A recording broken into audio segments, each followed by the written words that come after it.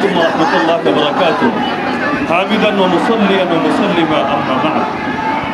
আজকে মিরপুর এই পল্লবীর বিশাল জনসমুদ্রের সামনে দাঁড়িয়ে আমরা আমাদের মাজলুম ভাইদের উদ্দেশ্যে একটা বার্তা দিতে চাই। হে ফিলিস্তিনের মাজলুম মুসলমানরা, তোমরা শুধু একা না, গোটা দুনিয়ার 200 কোটি মুসলমান আছে তোমাদের সাথে।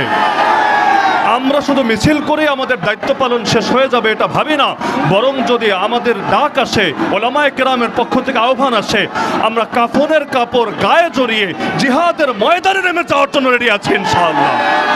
আমরা জালেম ইসরায়েলকে বার্তা দিতে চাই, যতদিন পর্যন্ত পৃথিবীর বুকে একজন মুসলমান বাকি থাকবে ততদিন পর্যন্ত মসজিদ আকসাকে ভেঙে সেখানে সুলাইমানি মন্দির বানানোর স্বপ্ন ওদের কোনোদিনও পূরণ হবে না ইনশাআল্লাহ।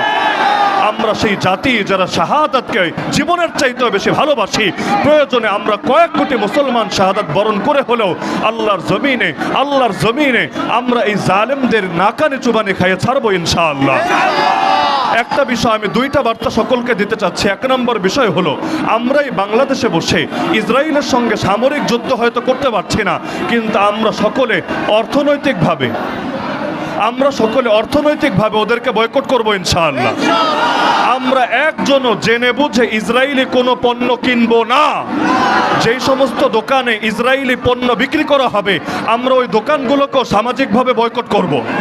আমরা ওই দোকানগুলোতে আমরা ভাঙচুর চালাবো না, কিন্তু ওই দোকানগুলোতে আমরা একজনও কোনো কিছু কিনতে যাব না, যাতে করে দোকানদাররা এটা বোঝে যে ইসরায়েলের পক্ষে চামচামি করে বাংলার জমিনে ব্যবসা বাণিজ্য করা যাবে না। আর আমরা এই সরকারকে একটা বার্তা দিতে চাই, আমরা এই ইন্টারিম গভর্নমেন্টের কাছে একটা অনুরোধ রাখতে চাই, সেটা হলো বিগত দিনে ফ্যাসিস্ট হাসিনা পাসপোর্ট থেকে ইসরায়েল বাদে দুনিয়ার বাকি সব দেশে যাওয়া যাবে এই কথাটা যে লেখা ছিল এটা পাসপোর্ট থেকে মুছে দিয়েছে। এই কথা মুছে দেওয়ার মাধ্যমে ফ্যাসিস্ট হাসিনা প্রকারান্তরে পরোক্ষভাবে ইসরায়েলকে একটা বৈধ রাষ্ট্র হিসাবে স্বীকৃতি দেওয়ার চেষ্টা চালিয়েছে। আমরা এই সরকারকে বলবো এই বাক্য আবারও ফিরিয়ে আনেন। আমরা আবারও দেখতে চাই আমাদের পাসপোর্টে যে এই পাসপোর্ট দিয়ে ইসরায়েল ব্যতীত বাকি সারা দুনিয়াতে যাওয়া যাবে। ইসরায়েল এই জারজ রাষ্ট্রকে আমরা কিছুতেই স্বীকৃতি দিতে পারি না ইনশাআল্লাহ।